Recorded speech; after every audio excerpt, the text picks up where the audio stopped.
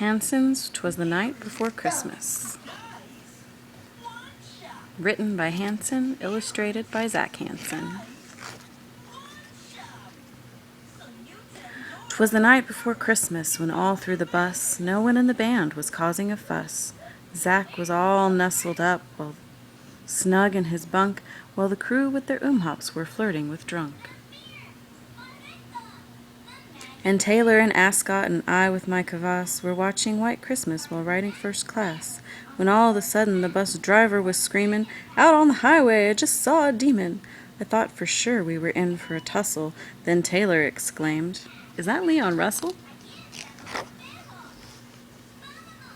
Away to the bus door I flew like a flash, pulled back the curtain and peered through the glass.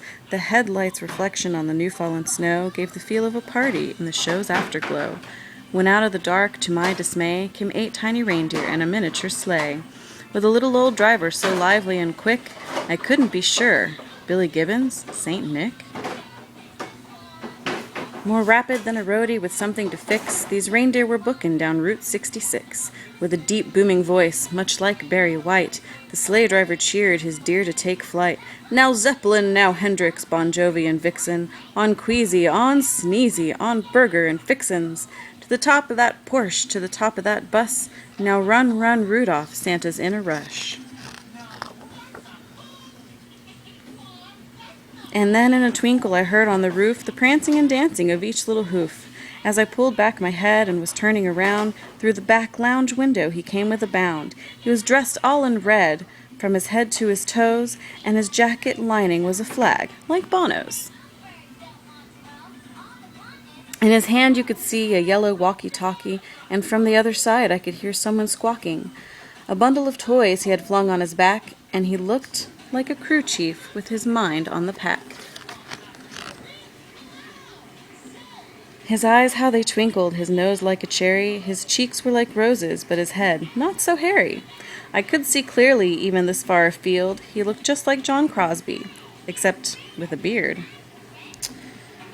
Then he walked to the kitchen, stepping over the clutter, and gathered some things from inside the cupboard. He looked quite anemic. Was he hypoglycemic? That bowl of a belly craved peanut butter and jelly. At first I was scared till he nodded his head. I had nothing to dread now that Santa was fed. He spoke not a word till he finished his sandwich, then toasted more bread and spread on some manwich. And laying his finger aside of his nose, with a running start through the window he dove, and he squeezed through the frame with an audible pop, and fell to his sleigh on a great belly flop. To his team gave a whistle, they were light as a thistle, and they took to the sky like a surface-to-air missile.